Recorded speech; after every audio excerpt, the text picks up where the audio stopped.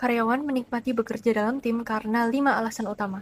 Pertama, adanya rasa saling mendukung dan loyalitas timbal balik antara manajer dan anggota tim. Kedua, tim memberikan pengakuan atas prestasi pribadi melalui penghargaan atau insentif. Ketiga, tim memenuhi kebutuhan individu akan rasa memiliki, hubungan yang erat dan komunikasi yang jelas. Dan keempat, anggota tim akan mendapatkan wewenang yang terkendali atas sumber daya proyek serta kesempatan untuk memenuhi keputusan. Kelima, tim memberi ruang bagi otonomi kreatif, yaitu kesempatan menggunakan kreativitas dan potensi diri selama proyek berlangsung. Agar kepemimpinan tim ini efektif, empowerment menjadi kunci utama. Perusahaan harus memberikan wewenang yang jelas, melibatkan karyawan dalam perencanaan, serta menyediakan informasi yang memadai untuk pengambilan keputusan.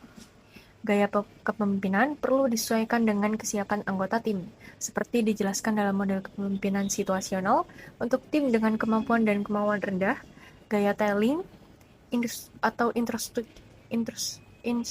langsung lebih cocok. Sebaliknya, untuk tim yang sangat siap, gaya delegating itu lebih tepat. Selain itu, anggota tim yang memiliki peran berbeda seperti penggerak, koordinator, atau pelaksana, dan peran-peran ini akan lebih efektif jika disesuaikan dengan tahap perkembangan tim. Oke, jadi untuk materi selanjutnya adalah types of teams. Nah, jadi di materi ini tuh membahas berbagai jenis tim yang digunakan organisasi untuk meningkatkan kualitas dan juga menyelesaikan masalah. Jadi pemilihan jenis tim itu bergantung pada tujuan dan kompleksitas pekerjaan yang dihadapi. Jadi yang pertama yaitu proses improvement teams. Nah, yaitu tim yang fokus pada perbaikan proses kerja secara berkelanjutan, mulai dari mengidentifikasi masalah hingga mengevaluasi hasil perbaikannya. Lalu yang kedua ada cross-functional teams, yaitu tim yang anggotanya berasal dari berbagai departemen. Nah, tim ini tuh digunakan ketika suatu masalah melibatkan banyak fungsi dalam perusahaan dan juga membutuhkan koordinasi lintas divisi. Lalu yang ketiga ada tiger teams, yaitu tim khusus yang dibentuk untuk menyelesaikan masalah tertentu dalam waktu singkat. Nah, tim ini tuh biasanya bekerja secara intensif dan bersifat sementara. Lalu yang keempat ada natural work groups. Nah, ini tuh tim yang dibentuk berdasarkan produk, layanan, atau pelanggan tertentu. Jadi, fokus utamanya adalah meningkatkan respons terhadap kebutuhan pelanggan dan juga kualitas pelayanannya. Lalu yang kelima ada self-directed work teams, yaitu tim yang memiliki tingkat kemandirian tinggi dalam menentukan dan menjalankan proyek perbaikan. Nah, pada tingkat yang lebih tinggi, tim itu bahkan dapat mengelola berbagai aspek bisnis tanpa struktur manajemen tradisional. Lalu yang terakhir ada virtual teams, yaitu tim yang bekerja secara jarak jauh dengan memanfaatkan teknologi digital untuk berkomunikasi dan juga berkolaborasi. Nah, selain itu, materi ini juga membahas contoh tim sukses di luar dunia bisnis, seperti tim Navy SEALs, lalu ada ruang gawat darurat Massachusetts General Hospital, dan juga ada tim NASCAR Childress Racing. Nah, dari ketiga contoh ini tuh dapat disimpulkan bahwa tim yang efektif itu memiliki beberapa karakteristik utama, yaitu pelatihan yang baik, komunikasi yang kuat, dan juga pembagian peran yang jelas, rasa saling percaya, dan juga komitmen terhadap tujuan bersama. Sekarang kita akan masuk pada materi manajemen tim dan proyek peningkatan kualitas. Jadi seperti yang kita tahu, kinerja tim ini sangat krusial. Dan untuk menumbuhkan urgensi diperlukan fasilitator yang membantu tim untuk fokus pada proses dan juga pembinaan tim yang digunakan untuk mengidentifikasi peran setiap anggota dalam tim tersebut. Fasilitator bersifat netral terhadap isi dan membantu tim mencapai tujuan melalui proses yang efektif. Manajemen rapat yang efektif ini menggunakan agenda, tujuan yang jelas, dan proses terstruktur seperti silent voting serta parking lot, atau yang penjelasannya adalah menampung topik di luar bahasan untuk agenda berikutnya. Seperti yang teman-teman mungkin pernah punya pengalaman di organisasi atau tempat kerja kalian. Nah, resolusi konflik itu juga penting karena konflik ini pasti ada di setiap organisasi, di setiap tempat kalian berada. Dan 4 tahapnya adalah yang pertama adalah frustasi, kemudian yang kedua konseptualisasi, kemudian yang ketiga interaksi, dan yang terakhir adalah hasilnya. Jadi pemimpin ini dapat memilih pendekatan, misalnya ada pendekatan avoiding atau penghindaran, kemudian ada win-win atau kemenangan bersama, dan juga ada yang konfrontasi. Biasanya ini disesuaikan dengan kepribadian atau karakteristik dari anggota, atau juga dilihat dari tingkat permasalahan yang ada. Kemudian menyelamatkan tim yang gagal itu memerlukan siklus yang namanya siklus diagnosis intervensi. yang dimana kita harus mengamati perilaku, kemudian kita menarik inferensi, memutuskan intervensi, mendiskusikan juga dengan tim, dan kita membantu perubahan perilakunya. Kemudian kita masuk ke kualifikasi proyek. Kualifikasi proyek ini dilakukan dengan menganalisis biaya, manfaat, dan perhitungan payback period. Rumus total biayanya dapat dilihat di sini, dan juga ada rumus payback periodnya. Dan kita harus membedakan soft cost dan hard cost. Soft cost itu adalah yang tidak menghasilkan penghematan secara nyata. Kemudian ada hard cost yang penghematan nyata seperti pengurangan biaya tenaga kerja. Nah, kemudian kita bahas mengenai piagam proyek. Ini merupakan alat sederhana yang memuat tujuan, anggota tim, manfaat yang diproyeksikan, tanda tangan persetujuan, dan tanggal penyelesaiannya. Manfaat yang teridentifikasi adalah membantu tinjauan pasca implementasi. Jadi pada kualifikasi proyek ini sebelum proyek dijalankan, jadi manajemen itu harus mengkualifikasi proyeknya, menentukan kelayakan melalui analisis biaya manfaat dan juga payback periodnya. Kemudian ada satu tips yang dimana kita harus selalu mengutamakan hard cost untuk dampak nyata pada laba bersihnya. Nah, pada piagam proyek ini bisa kita lihat pada gambar 14.5 yang menampilkan contoh piagam proyek dari tim daftar periksa dokumen. Ada Jody, Holly, Elaine. Nah, piagam itu mencakup tujuan yang dimana isinya adalah membuat daftar periksa dokumen, kemudian ada manfaatnya yaitu mengurangi stres, kesalahan, dan pengerjaan ulang. Kemudian ada persetujuan dari manajer, kepala departemen, dewan kepemimpinan, dan juga tanggal penyelesaiannya. Nah, identifikasi manfaat sejak awal itu membantu mereka meninjau pasca implementasi untuk mengevaluasi apakah proyek itu sudah mencapai target. Baik, selanjutnya saya akan menjelaskan mengenai force field analysis. Jadi, force field analysis ini adalah alat yang digunakan untuk menganalisis faktor-faktor yang mendukung maupun menghambat suatu perubahan atau proyek perbaikan kualitas. Jadi, konsepnya ini itu dikembangkan oleh Kurt Lewin dan didasarkan pada gagasan bahwa setiap perubahan itu dipengaruhi oleh dua kekuatan yang saling berlawanan, yaitu driving force atau kekuatan pendorong dan juga restraining force atau kekuatan penghambat. Dalam konteks manajemen kualitas, tim proyek ini mengidentifikasi faktor-faktor yang dapat membantu keberhasilan proyek seperti dukungan manajemen atau teknologi yang memadai, serta faktor-faktor yang menghambat seperti resistensi karyawan atau keterbatasan sumber daya. Dengan memahami kedua jenis kekuatan ini, perusahaan atau organisasi itu bisa memperkuat faktor pendukung dan mengurangi hambatan hingga peluang keberhasilan proyek bisa menjadi lebih besar. Selanjutnya itu untuk WBS atau Work Breakdown Structure. Jadi, metode ini adalah metode yang digunakan untuk memecah sebuah proyek besar menjadi tugas-tugas yang lebih kecil dan mudah dikelola. WBS sendiri itu membantu tim memahami ruang lingkup proyek secara lebih rinci dengan mengidentifikasi seluruh aktivitas yang harus diselesaikan untuk mencapai tujuan proyek. Struktur ini itu biasanya disusun secara hierarkis, dimulai dari tujuan utama proyek, kemudian dibagi menjadi beberapa tugas utama, dan selanjutnya dipecah lagi menjadi subtugas yang lebih spesifik. Dengan menggunakan WBS, itu tim bisa menentukan tanggung jawab masing-masing anggota, mengestimasi waktu dan sumber daya yang dibutuhkan, serta mempermudah proses pemantauan kemajuan proyek. Misalnya untuk identifying precedence relationship. Jadi ini setelah tugas-tugas dalam proyek itu berhasil diidentifikasi melalui WBS, langkah selanjutnya itu adalah menentukan precedence relationship atau hubungan ketergantungan antar tugas. Proses ini itu bertujuan untuk mengetahui urutan pekerjaan yang benar dan juga menentukan aktivitas mana yang harus diselesaikan terlebih dahulu sebelum aktivitas lainnya dapat dimulai. Selanjutnya untuk identifying outcome measures. Jadi identifying outcome measures itu merupakan proses menentukan ukuran keberhasilan proyek yang akan digunakan untuk mengevaluasi hasil perbaikan atau outcome. Dan outcome measures ini itu berfungsi sebagai indikator yang menunjukkan apakah tujuan proyek itu telah mencapai atau belum. Dalam proyek kualitas sendiri, ukuran keberhasilan itu bisa berupa penurunan jumlah cacat produk, peningkatan kepuasan pelanggan, pengurangan waktu proses, atau penghematan biaya. Penetapan ukuran yang jelas itu sangat penting karena memberikan arah bagi tim proyek dan menjadi dasar untuk menilai efektivitas tindakan perbaikan yang dilakukan. Selanjutnya, itu ada identifying task times. Jadi identifying task time ini merupakan proses memperkirakan waktu yang dibutuhkan untuk menyelesaikan setiap tugas dalam proyek. Estimasi waktu yang akurat itu sangat penting karena akan mempengaruhi jadwal keseluruhan proyek. Dalam manajemen proyek kualitas, biasanya itu menggunakan 3 perkiraan waktu, yaitu waktu optimis, waktu yang paling memungkinkan, dan waktu yang pesimis. Nah, 3 estimasi ini kemudian digunakan untuk menghitung waktu yang diharapkan atau expected time. Selanjutnya itu ada activity network diagrams atau per chart. Jadi activity network diagram atau per chart ini itu adalah alat visual yang digunakan untuk menggambarkan hubungan antar aktivitas dalam suatu proyek. Diagram ini itu menunjukkan urutan tugas, ketergantungan antar aktivitas, dan jalur yang harus dilalui proyek dari awal hingga selesai.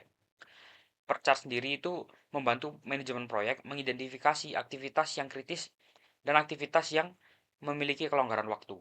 Dengan menggunakan diagram jaringan ini, organisasi itu bisa merencanakan proyek secara lebih efektif, mengantisipasi hambatan, dan meningkatkan koordinasi antar anggota tim. Perchart juga sangat berguna untuk proyek yang kompleks karena memudahkan analisis jadwal dan pengambilan keputusan. Selanjutnya ada critical path analysis. Jadi critical path analysis itu adalah teknik yang digunakan untuk menentukan jalur kritis pada suatu proyek. Jalur kritis itu merupakan rangkaian aktivitas yang memiliki durasi terpanjang dan menentukan waktu penyelesaian proyek secara keseluruhan. Jika salah satu aktivitas pada jalur kritis ini mengalami keterlambatan, maka seluruh proyek itu akan terhambat. Oleh karena itu, aktivitas yang berada di jalur kritis harus mendapatkan perhatian dan pengawasan yang lebih besar dibandingkan aktivitas lainnya. Halnya untuk arrow Gantt chart. Jadi arrow Gantt chart itu merupakan kombinasi antara diagram jaringan dan juga Gantt chart yang digunakan untuk memvisualisasi jadwal proyek.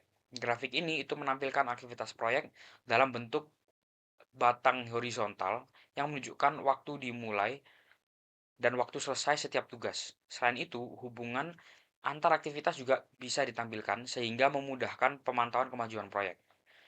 Arrow Gantt chart sendiri itu membantu manajemen proyek melihat apakah suatu aktivitas itu bisa berjalan sesuai jadwal, apakah mengalami keterlambatan, atau selesai lebih cepat dari rencana.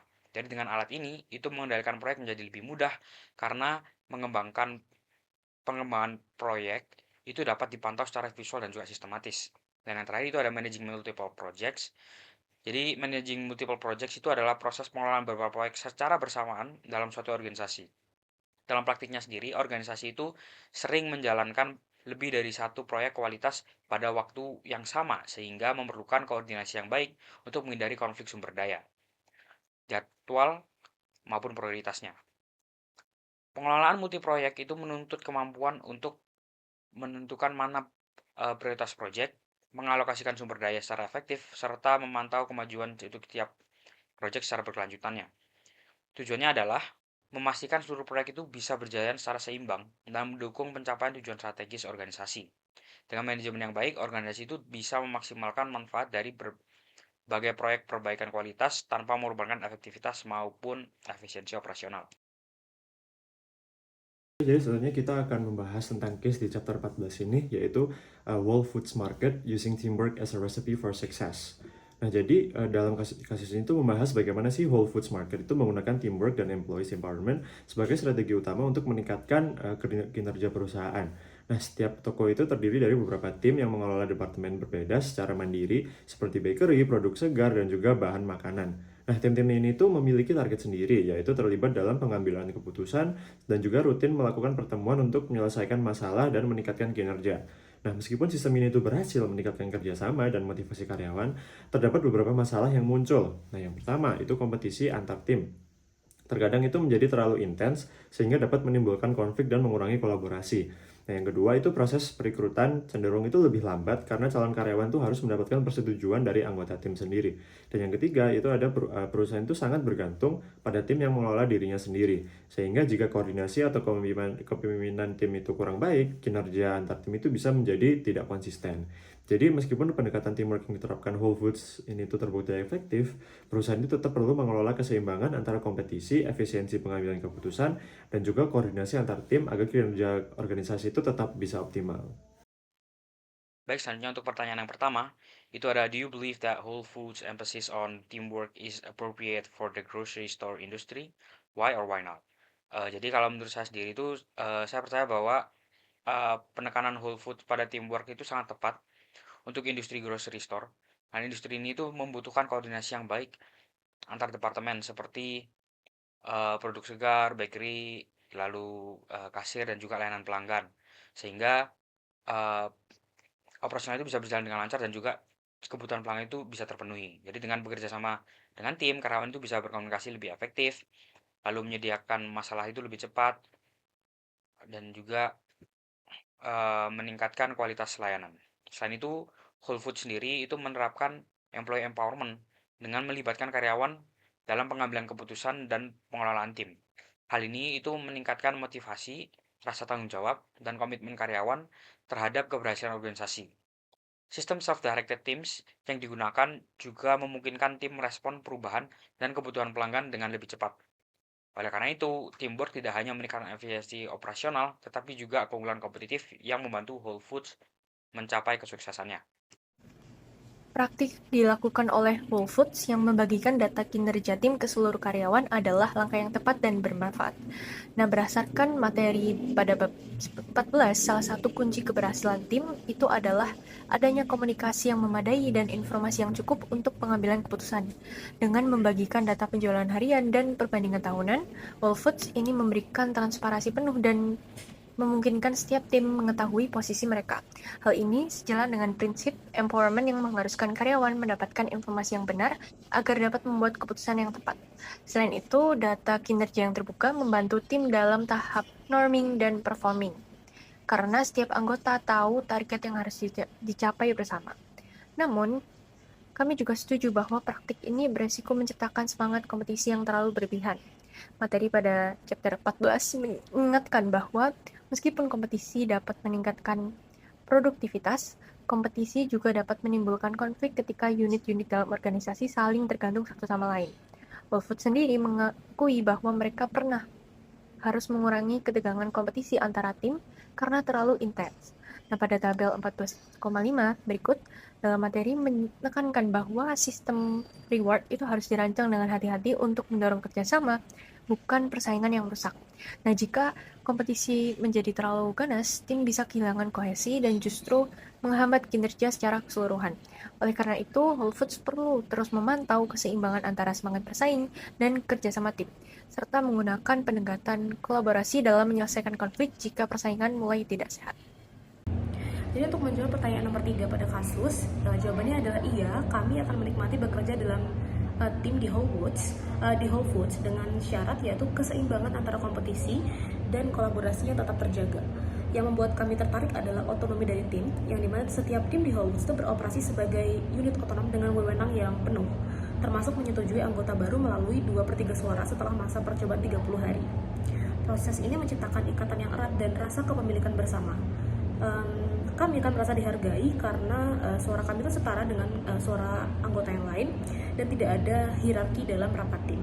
Lingkungan seperti ini akan mendorong kita untuk lebih merasa terbuka dan juga memiliki rasa kebersamaan, keinginan untuk menciptakan sinergi dengan tim. Nah, kedua karena kompetisi yang sehat juga.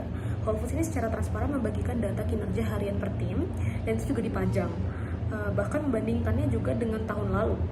Fax mingguan juga memuat perbandingan antar toko dalam satu wilayah. Ini memicu kita sebagai karyawan untuk semakin semangat ya, dan untuk senantiasa meningkatkan performa kita karena kita melihat adanya transparansi dari kualitas yang kita berikan. Dan bonus juga ada pengakuan dan juga ada promosi didasarkan pada hasil kompetisi yang transparan. Nah, namun ada catatan penting juga. Jadi Whole Foods ini sendiri mengakui bahwa kompetisi itu terkadang menjadi terlalu intens sehingga perusahaan harus menurunkan tekanannya. Jika kompetisi berubah menjadi permusuhan atau stres berlebihan yang merusak kerjasama internal, maka pengalaman bekerja bisa tidak nyaman. Dan kami tidak akan menikmati lingkungan di mana anggota tim itu saling menjatuhkan demi angka penjualan. Dengan manajemen yang baik, di mana kompetisi tetap menjadi pendorong dalam peningkatan, kami yakin akan sangat menikmati bekerja di Whole Foods.